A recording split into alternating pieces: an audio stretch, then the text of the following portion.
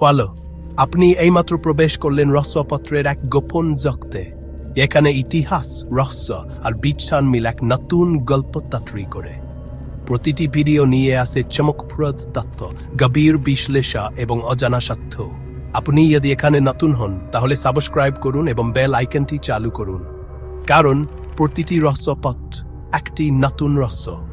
চলুন শুরু করা যাক আজকের গল্প। মিশর আর ভারতের প্রাচীন ভাস্কর্যগুলোতে ভিন্ন গ্রহের প্রাণীর ছবি, কাকতালীয় নাকি যুগায়ুগ, প্রাচীন প্রতীক, স্থাপত্য আর ভিন্ন গ্রহের তত্ত্ব নিয়ে গভীর অনুসন্ধান। ইতিহাসের পাতায় প্রাচীন বিশ্বের মহান সভ্যতাগুলো শুধু পাথরের স্মৃতিস্তম্ভ আর ভাহা মন্দিরই রেখে গেছে অনেক প্রশ্ন। এর মধ্যে সবচেয়ে বিভ্রান্তিকর হলো মিশর আর ভারতের মন্দিরের দেয়াল, প্রাচীন ধর্মগ্রন্থ আর গুহার গায়ে খোদাই করা চিত্রগুলো। এই ভাস্করগুলোতে অদ্ভুত চেহারার প্রাণী, উড়ন্ত যান, পুষ্পবৃক্ষরাত আর রহস্যময় প্রযুক্তিগত জিনিস দেখা যায়। যদিও মূলধারার পণ্ডিতরা এগুলোকে প্রতীকী বা পৌরাণিক বলে ব্যাখ্যা করেন, তবু একটি বিকল্প তত্ত্ব বুঝে এসেছে। এই পৃথিবীর বাইরের প্রাণীদের সাথে যুগায়ুগের ইঙ্গিত দেওয়া। প্রাচীন ভিনগ্রহের প্রাণী বা প্রাচীন নভোচারীদের ধারণাটি বলে হাজার হাজার বছর আগে ভিনগ্রহীরা পৃথিবীতে এসেছিল এবং তারা আদিম মানব সমাজকে প্রভাবিত করেছিল। যদিও এটি বিতর্কিত, তবু কয়েক দশক ধরে বই, তথ্যচিত্র আর অনলাইন আলোচনার মাধ্যমে এই তত্ত্বটি জনপ্রিয়তা পেয়েছে। এই প্রবন্ধে আমরা মিশর আর ভারতের ভাস্কর্য আর প্রমাণগুলো অনুসন্ধান করব। দুটি সভ্যতা ভৌগোলিকভাবে আলাদা হলেও রহস্যের সুতো বাঁধা। এটা কি কাকতালীয় উভয় স্থানেই উড়ন্ত প্রাণী, শক্তি, অস্ত্র আর স্বর্গীয় অতিথিদের চিত্রিত করা হয়েছে, নাকি পৌরাণিক কাহিনীর বাইরে কিছু আছে? উচ্চ মিশরে অবস্থিত ডেন্ডেরার হাথর মন্দিরটি প্রতীক এবং জ্যোতির্বিজ্ঞানের উল্লেখ সমৃদ্ধ একটি বিশাল স্থাপত্য। এর সবচেয়ে বিতর্কিত বৈশিষ্ট্যগুলির মধ্যে একটি হল ডেন্ডেরা লাইট নামে পরিচিত খোদাই চিত্রের একটি সিরিজ। দেখে মনে হয় একটি বড় বাল্বের মতো বস্তু একটি তারের সাথে যুক্ত এবং একটি পাদদেশের উপর রাখা আছে। মূলধারার মিশরবিদদের কাছে এই চিত্রগুলি একটি পদ্মফুলকে বোঝায়, এখান থেকে একটি সাপ বেরিয়ে আসছে, যা উর্বরতা, শক্তি বা পুনর্জন্মের প্রতীক। কিন্তু প্রাচীন মহাকাশচারী তত্ত্ববিদদের কাছে এই খোদাই চিত্রটি প্রাচীন প্রকৃতির একটি রূপকে চিত্রিত করে, একটি বৈদ্যুতিক আলোর বাল্ব। তারা 20 শতকের গোড়ার দিকের আর্ক ল্যাম্পের সাথে এর সাদৃশ্য এবং তার বা বিদ্যুতের উৎসের মতো দেখতে কিছুর উপস্থিতির দিকে ইঙ্গিত করেন। যদি এটি সত্যি হয়, তবে এটি প্রাচীন মিশরীয়দের সক্ষমতা সম্পর্কে আমাদের ধারণাকে সম্পূর্ণ পরিবর্তন করে দেবে। এটা কি হতে পারে? ডেন্ডেরা লাইট রূপক নয়, আক্ষরিক রহস্যকে আরো বাড়িয়ে তোলে আরেকটি স্থান, আবিরস। ওসিরিসের কাছে পবিত্র এই প্রাচীন শহরটিতে রয়েছে সেটি প্রথমের মন্দির। এখানে একটি অদ্ভুত হায়ারোগ্লিফ আবিষ্কার হয়েছে। এটিতে একটি আধুনিক হেলিকপ্টার, তার সাথে একটি সাবমেরিন এবং একটি উড়ন্ত সাসার দেখা যায়। বেশিরভাগ মিশরবিদ এটিকে পালিম্পোপসিস বলে উড়িয়ে দেন, অর্থাৎ শায় বা পূর্ববর্তী লেখার উপর খোদাই করার কারণে ওভারড্রাপিং শিলালিপির ফল। এই হেলিকপ্টার হায়ারোগ্লিফ প্রাচীন এলিয়েন যুগায়ুগের প্রবক্তাদের কাছে একটি আইকনে পরিণত হয়েছে। এমনকি যদি এটি কাকতালীয় হয়, সাদৃশ্যটি অবিশ্বাস্য। হেলিকপ্টারের আকারে একটি প্রধান রোটর, টেইল রোটর এবং এমনকি একটি কাকপিটের মতো কাঠামো রয়েছে। এটাকে কি সত্যিই খোঁজের ফল বলে উড়িয়ে দেওয়ায়? মিশরীয় দেবতা যেমন ওসিরিস, থোথ এবং রাকে প্রায়শই লম্বাটে খুলি বা হেলমেট পরা অবস্থায় দেখানো হয়। ফারাও আখেনাতেন এবং তার পরিবারকে অতিরঞ্জিত করটি সচিত্রিত করা হয়েছে, যা কয়েক দশক ধরে পণ্ডিতদের বিস্মিত করেছে। যদিও কেউ কেউ এটিকে একটি শৈল্পিক রীতি বা ক্রানিসিনোস্টোসিসের মতো চিকিৎসা পরিস্থিতি বলে মনে করেন, অন্যরা মনে করেন এই চিত্রগুলি অন্য ধরনের প্রাণীর প্রতিফলন। এটা কি সম্ভব লম্বা মাথার এই মূর্তিগুলো এমন এক জাতির প্রতিনিধিত্ব করে যাদের মিশরীয়রা দেবতা হিসেবে দেখেছিল বা পূজা করত? ভারতের পবিত্র গ্রন্থ জুড়ে বিমান নামে পরিচিত উড়ন্ত রথের গল্প প্রায়শই পাওয়া যায়। ঋগ্বেদ, মহাভারত এবং রামায়ণ দুই সহস্রাব্দ আগের গ্রন্থগুলি অজানা শক্তি দ্বারা চালিত ধাতব জাহাজে দেবতাদের আকাশপথে উড়ে যাওয়ার বর্ণনা দিয়ে। দশম শতাব্দীর স্থাপত্য ও যন্ত্রপাতির উপর লেখা সংস্কৃত গ্রন্থ সম্রাঙ্গন সূত্রধারে এমনকি বিমান কিভাবে তৈরি করা যেতে পারে তার রূপরেখা দেওয়া হয়েছে। এটি পারদ এবং আগুন জারি চালিকা শক্তি পদ্ধতির কথা বলে, জেট বা রকেট ইঞ্জিনের প্রাথমিক বর্ণনার সাথে সাদৃশ্যপূর্ণ। সংশয়বাদীরা এগুলোকে খাবুইক রূপক হিসেবে দেখেন, যা আধ্যাত্মিক যাত্রার প্রতীক। কিন্তু প্রাচীন মহাকাশচারী তত্ত্বের প্রবক্তারা যুক্তি দেন এগুলো প্রত্যক্ষদর্শীর বিবরণ, যা মৌখিক ঐতিহ্যের মাধ্যমে চলে এসেছে এবং অবশেষে ধর্মগ্রন্থে লিপিবদ্ধ হয়েছে। প্রাচীন ভিনগ্রহের বুদ্ধের সবচেয়ে নাটকীয় উদাহরণগুলির মধ্যে একটি মহাভারত থেকে এসেছে। এখানে মহাজাগতিক অস্ত্রের ব্যবহার করে একটি বিধ্বংসী যুদ্ধের বর্ণনা করা হয়েছে। এখানে একটি অংশ রয়েছে যা প্রায়শই উদ্ধৃত করা হয়। একটি একক ক্ষেপণাস্ত্র মহাবিশ্বের সমস্ত শক্তি দিয়ে চার্জ করা হয়েছে। দয়া এবং শিখার একটি জ্বলন্ত স্তম্ভ 10,000 সূর্যের মতো উজ্জ্বল। এটি ছিল একটি অজানা অস্ত্র, একটি লোহার বজ্রপাত, মৃত্যুর এক বিশাল দূত। এই বর্ণনা একটি পারমাণবিক বিস্ফোরণের মতো, এর প্রভাবে পাখি আকাশ থেকে পড়ে যাওয়া, খাবার ও খাদ্য হয়ে যাওয়া এবং চুল ও নখ জুড়ে পড়ার মতো ঘটনাগুলি অন্তর্ভুক্ত। সমর্থকরা যুক্তি দেন এটি তেজস্ক্রিয় বিকিরণ এবং প্রচুর তাপের ইঙ্গিত দেয়। প্রাচীন বিশ্বে এই ধরনের ঘটনাগুলি অজানা ছিল, যদি না সরাসরি অভিযোগ করা হয়। মহাভারত কি অমানব প্রকৃতি জড়িত একটি মহাজাগতিক যুদ্ধের বর্ণনা দিচ্ছে। ভারতের মহারাষ্ট্রের ইলোরা গুহা, বিশেষ করে কৈলাস মন্দির, তাদের সময়ের জন্য প্রায় অসম্ভব উন্নত বলে মনে হয়। একটি একক শিলা থেকে সরাসরি খোদাই করা, এটি বিশ্বের বৃহত্তম একক পাথরের কাঠামো। আধুনিক সরঞ্জাম ছাড়াই প্রাচীন নির্মাতারা কিভাবে এমন একটি কীর্তি সম্পন্ন করেছিলেন তা নিয়ে অনেক তথ্য রয়েছে। ইলোরা এবং অজন্তা গুহার ভিতরে খোদাইগুলিতে স্বর্গীয় প্রাণী, অস্বাভাবিক হেলমেট পরা প্রাণী এবং আলো বা আগুন নির্গত উড়ন্ত চিত্রিত হয়েছে।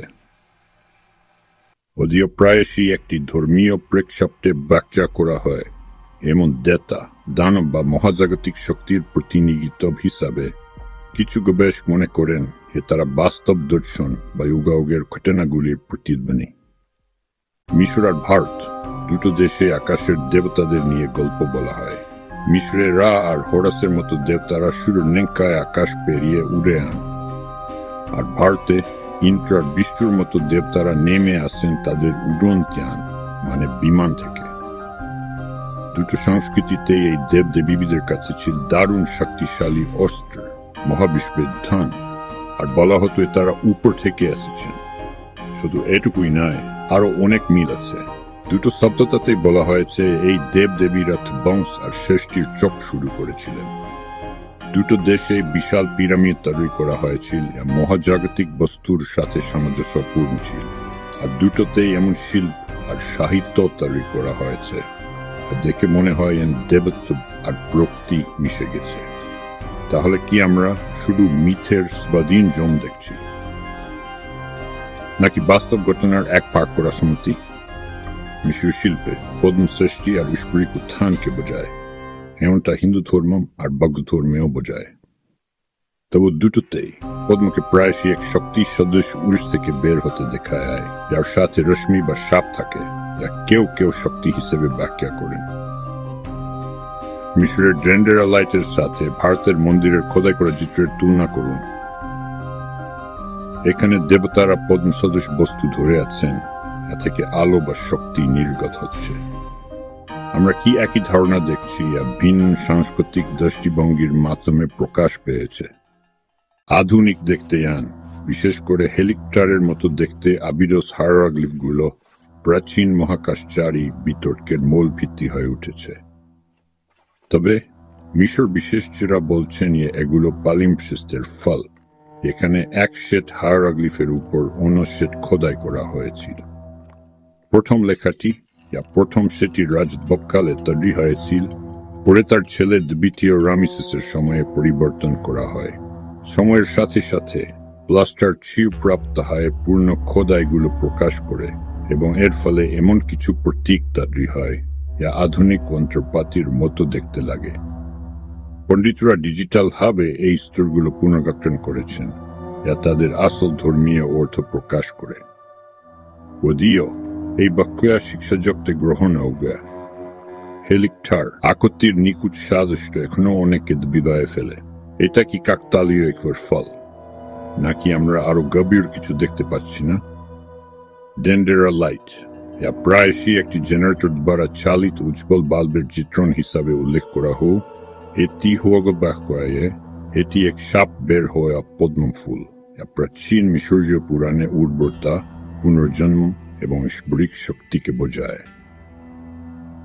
তার বলে মনে হয় তা আসলে জেডস্টোন স্থিতিশীলতার প্রতীক, এবং স্কেট হল পদ্ম ফুলের ভিত্তি, মিশরীয় শিল্পকলায়ও খুব সাধারণ। তবু এর আধুনিক আলোর বাল্বের সাথে সাদৃশ্য, ফিলামেন্ট, তার এবং আবরণের সাথে এখনো অনেকে অবাক করে। সমালোচকরা বলেন যে মানুষ প্রায়শই প্রাচীন প্রতীকগুলিতে আধুনিক ব্যাখ্যা প্রয়োগ করে। এই ঘটনাকে অ্যানাক্রনিস্টিক প্রজেকশন বলা হয়। তবু প্রতীকী ব্যাখ্যা থাকা সত্ত্বেও কেউ অস্বীকার করতে পারে না এই পদ্ম প্রদীপ একটি কড়কড়ি বৈদ্যুতিক যন্ত্রের কাঠামোর সাথে কতটা ঘনিষ্ঠভাবে সাদৃশ্যপূর্ণ। অনেক সংস্কৃত গ্রন্থে বিমানের উল্লেখ আছে, দেবতা, রাজা এবং অসুরদের দ্বারা ব্যবহৃত উড়নথান। বিংশ শতাব্দীর প্রথম দিকে আবিষ্কৃত বৈমানিক শাস্ত্র এশি ভরদ্বাজের লেখা বলে মনে করা হয়, প্রায়শই ভিন্ন গ্রহের প্রাণীর গবেষকরা উল্লেখ করে থাকেন।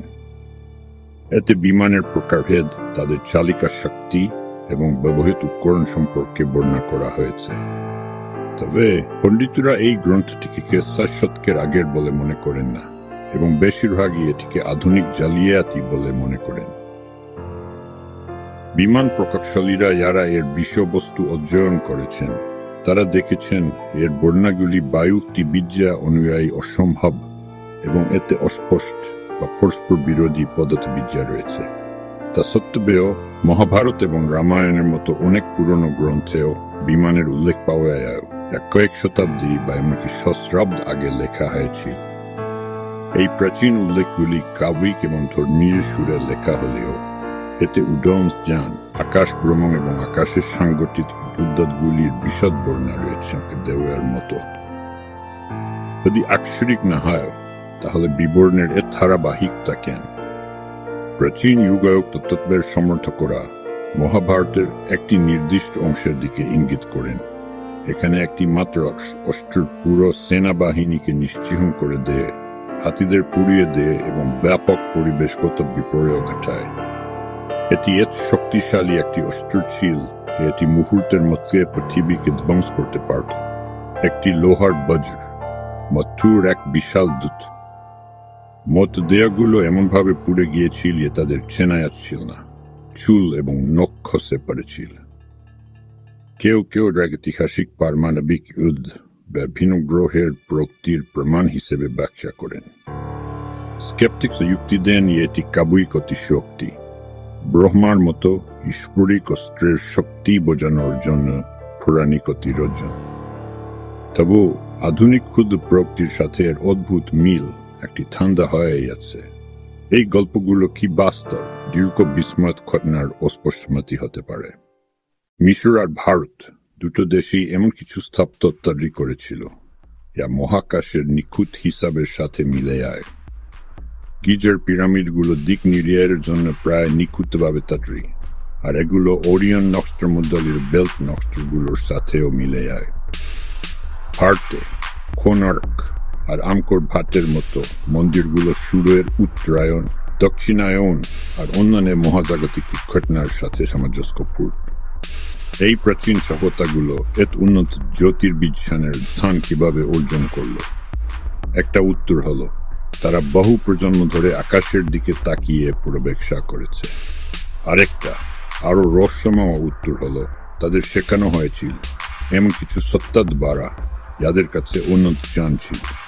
ভারতে সূর্য সিদ্ধান্ত নামের একটি প্রাচীন জ্যোতির্বিজ্ঞানের বই আধুনিক ত্রিকোণমিতিরও আগে লেখা হয়েছিল, আর এতে পৃথিবীর ব্যাস ও 1 বছরের দৈর্ঘ্য সঠিকভাবে গণনা করা আছে।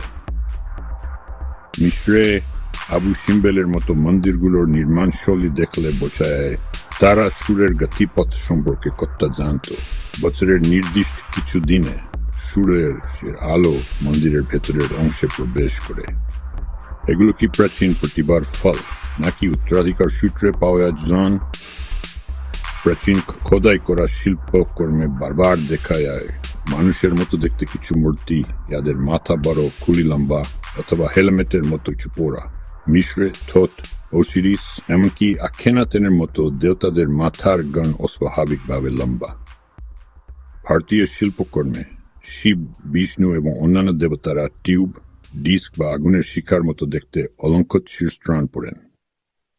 ভিন্ন গ্রহের প্রাণীর তত্ত্ববিদরা বলেন এগুলো হেলমেট পরা অতিথিদের ছবি, সম্ভবত মহাকাশচারীরা মহাকাশের পোশাক পরে এসেছিল। অন্যরা বলেন হেলমেটগুলো দেবত, বুদ্ধি বা আধ্যাত্মিক শক্তির প্রতীক। কিন্তু এই মিলগুলো সত্যিই লক্ষীয়। উভয় সংস্কৃতিতে এই দেবতারা আকাশ থেকে নেমে আসছেন বলে দেখানো হয়েছে। উভয়ই এই সত্তাগুলোকে আলো, আগুন বা মহাজাগতিক শক্তির সাথে যুক্ত করে। উভয়ই এমন কিছু অস্বাভাবিক আচরণের বর্ণনা দেয়, যেমন দীর্ঘায়ু, রূপ পরিবর্তন এবং অন্য মাত্রায় ভ্রম। এই মিলগুলো কি কোনো সাধারণ বিশ্বজনীন সম্মতির ফল নাকি এমন কোনো ঘটনার ফল যা প্রাচীন সভ্যতার উপর প্রভাব ফেলেছিল? ভারতের ইলোরা গুহা আর মিশরের উসিরিয়ান মন্দিরের পাথরের কাজ এতটাই নিখুঁত যে আধুনিক অনুপাতের পক্ষে তাত্ত্বিক করা কঠিন। ইলোরার কৈলাস মন্দির একটি মাত্র বাসল্ট পর্বত থেকে ছেনি আর হাতুড়ি দিয়ে খোদাই করা হয়েছে, তার বিশালতা আর প্রতিসাম্য যুক্তিকে চ্যালেঞ্জ করে। একইভাবে ওসিরিয়ানের গ্রানাইটের বেল্টগুলোর ওজন 8 টনেও বেশি, যা নিখুঁতভাবে একে অপরের সাথে যুক্ত করা হয়েছে। কেউ কেউ মনে করেন প্রাচীন সভ্যতাগুলো পাথর নরম করার জন্য অজানা কৌশল ব্যবহার করত, সম্ভবত শব্দ তরঙ্গ বা রাসায়নিকের মাধ্যমে, যাতে বিশাল পাথরগুলোকে মাটির মতো করে ছাঁচে ফেলা যায়। আবার অনেকে বলেন এটা হারানো প্রকৃতির প্রমাণ, তা সে পার্থিবী হোক বা ভিন গ্রহের।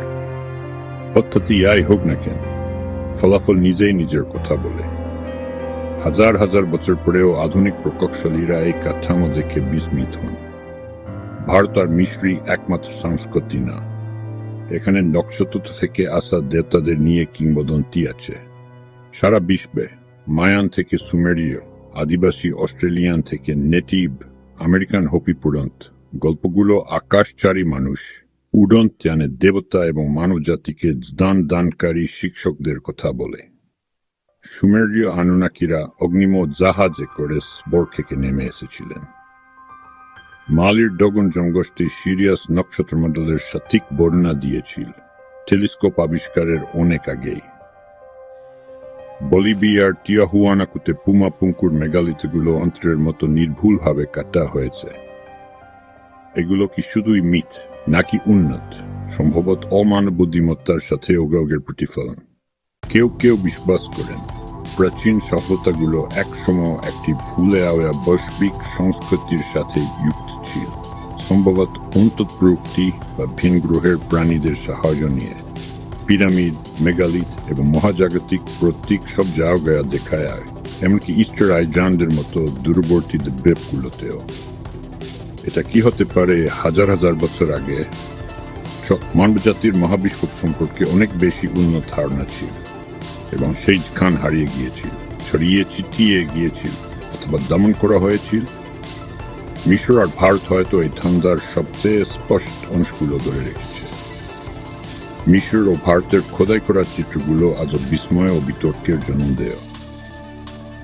মূলধারার পণ্ডিতদের কাছে এগুলো আদিম মানুষের কল্পনার সুন্দর প্রকাশ, যা গভীর প্রতীকী, পৌরাণিক এবং আধ্যাত্মিক। অন্যদের কাছে এগুলো হয়তো সতর্ক বার্তা বা রেখে আনছি পৃথিবী বা সময়ের বাইরের সত্তাদের সাথে যোগাযোগের কিছু অংশ। যা অস্বীকার করা যায় না হলো ধারাবাহিকতা। মহাদেশ এবং শতাব্দী জুড়ে নিম্নলিখিত চিত্রগুলিতে উড়ন্ত প্রাণী ও যন্ত্র শক্তিশালী শক্তিভিত্তিক অস্ত্র আকাশ থেকে নেমে আসা বা আকাশের উঁচে আওয়া প্রাণী, উন্নত জ্যোতির্বিজ্ঞানের বিন্যাস, প্রযুক্তিগত রূপক বা প্রতীক আমাদের নিজেদেরকে জিজ্ঞাসা করতে হবে, এগুলো কি কেবল রূপক কাকতালীয় ঘটনা, নাকি আমাদের পূর্বপুরুষেরা বাস্তব পরিবর্তনকারী অভিজ্ঞতার রেকর্ড সংরক্ষণ করার চেষ্টা করছিলেন? আমরা ওখানে খোদাই করা চিত্র, লেখা এবং কাঠামোগুলোকে অত্যাধুনিক প্রযুক্তির সাহায্যে বোঝার চেষ্টা করছি। হয়তো আমরা অতীতকে আবিষ্কার করছি না, বরং মানবজাতিরা জানত এবং ভুলে গিয়েছিল তা আবার খুঁজে পাচ্ছি। প্রতিটি মন্দির, প্রতিটি গুহা এবং পাথরে খোদাই করা প্রতিটি গল্পে প্রাচীন সভ্যতাগুলো বার্তা রেখে গেছে, শুধু দেবতা ও পৌরাণিক কাহিনীর নয়, বরং হয়তো তারাদের থেকে আসা অতিথিদেরও। এটি প্রাণী কাহিনী হোক বা সম্মতি, প্রশ্নটা থেকে আয়, আমরা কি একা ছিলাম নাকি কেউ সভ্যতার অচালক নির্মাণে সহায়তা করেছিল?